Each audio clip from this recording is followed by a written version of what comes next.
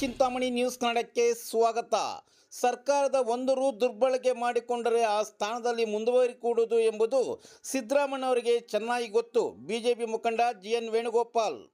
ಸಿದ್ದರಾಮಯ್ಯನವರು ಮುಖ್ಯಮಂತ್ರಿಗಳಾಗಿ ಇವತ್ತು SC ST ಸಮುದಾಯಗಳಲ್ಲಿ ಇವತ್ತು ಬಡವರಿಗೆ ಕೊಡುವಂತ ಹಂಚುವಂತ ಹಣ, ಒಂದು ಕಾರ್ಗಾಗ್ಬೋದು, ಜಮೀನ್ ತಗೊಳೋದಕ್ಕಾಗ್ಬೋದು, ಇವತ್ತು ಅವರ ಮಕ್ಕಳ ವಿದ್ಯಾಭ್ಯಾಸಗಳಿಗಾಗ್ಬೋದು ಅಂತೇಳಿ ಎಸ್ಸಿ ಎಸ್ಟಿ ನಿಗಮಗಳು ಮಾಡಿ ಇದರ ಮುಖಾಂತರ ಹಣ ರಾಜ್ಯದ ಜನತೆ ಎಲ್ಲರೂ ಪಾಲು ಸಿಕ್ಕಬೇಕು ಅಂತೇಳಿ ಇವತ್ತು ಎಸ್ಸಿ ಎಸ್ಟಿ ನಿಗಮಕ್ಕೆ 187 ಕೋಟಿ ದುಡ್ಡು ಹಣ ವರ್ಗಾವಣೆ ಮಾಡಿದ್ರೆ ಆ 187 ಕೋಟಿ ದುಡ್ಡ ನೀವು ತಗೊಂಡು ಇವತ್ತು ಹೈದರಾಬಾದ್ ಎಲೆಕ್ಷನ್ ನಡೆಯೋದಕ್ಕೆ ಇವತ್ತು ನೀವು ದುಡ್ಡನ್ನ ತಗೊಂಡೋಗಿ ಖರ್ಚು ಮಾಡಿ, ಆ ಖರ್ಚು ಮಾಡಿರೋ ದುಡ್ಡು ಹಗರಣ ಬರ್ತಾ ಇದ್ದಂಗೆ ಯಾವ್ಯಾವ ಬ್ಯಾಂಕ್ ಅಲ್ಲಿ ಪೂರ್ತಿ 187 ಕೋಟಿ ಖರ್ಚಾಗೋಗಿರುವಂತ ಹಣನ ಇವತ್ತು ಇನ್ನ ಇಲ್ಲ ಅಂತ ಹೇಳ್ಬಿಟ್ಟು ಎಲ್ಲರೂ ಸೇರಿ ದುಡ್ಡು ಹಾಕೊಂಡು ಆ ಬ್ಯಾಂಕ್ಗಳಿಂದ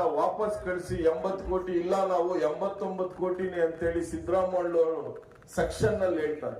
ಗವರ್ಮೆಂಟ್ ದುಡ್ಡು 1 ರೂಪಾಯಿ ಕೂಡ ದುರ್ಬಳಕೆ ಮಾಡಿಕೊಂಡ್ರೆ ಆ ಸ್ಥಾನದಲ್ಲಿ ಮುಂದುವರಿಕೂಡದು ಅಂತೇಳಿ ಸಿದ್ದರಾಮಯ್ಯನವರು ಚೆನ್ನಾಗಿ ಗೊತ್ತು.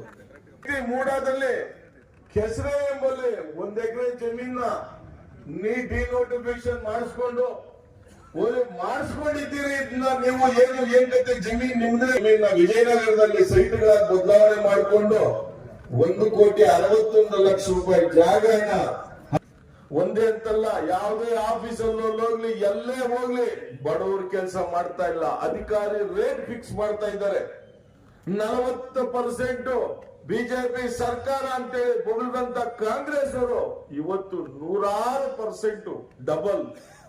ಎಲ್ಲೇ ಹೋಗ್ಲಿ, ಒಂದು ಆಫೀಸಲ್ಲಿ ಒಂದು ಪ್ಲಾನ್ ಪ್ರಾಧಿಕಾರಕ್ಕೆ ಹೋಗ್ಲಿ, ಬೆಂಗಳೂರಿಂದ ಸ್ಕ್ವೇರ್ ಫೀಟ್ ರೇಟ್ ಅಲ್ಲಿ ಫಿಕ್ಸ್ ಮಾಡಿದ್ದಾರೆ. ಒಂದು ಪ್ರಾಧಿಕಾರದಲ್ಲಿ ಒಂದು ನಕ್ಷೆ ಬಿಡುಗಡೆ ಮಾಡಬೇಕು 1 ಎಕರೆಗಾದ್ರೆ 1 ಎಕರೆಗೆ ಲಂಚ 100 ಮನೆ, ಒಂದು ಅಪಾರ್ಟ್ಮೆಂಟ್ ಕಟ್ಟಿದ್ರೆ 1 ಕೋಟಿ ರೂಪಾಯಿ, ಮನೆಗೆ 1 ಲಕ್ಷ ಲಂಚ. ಎಲ್ಲೇ ಇವ್ರನ್ನ ಕೇಳೋರಿಲ್ಲ.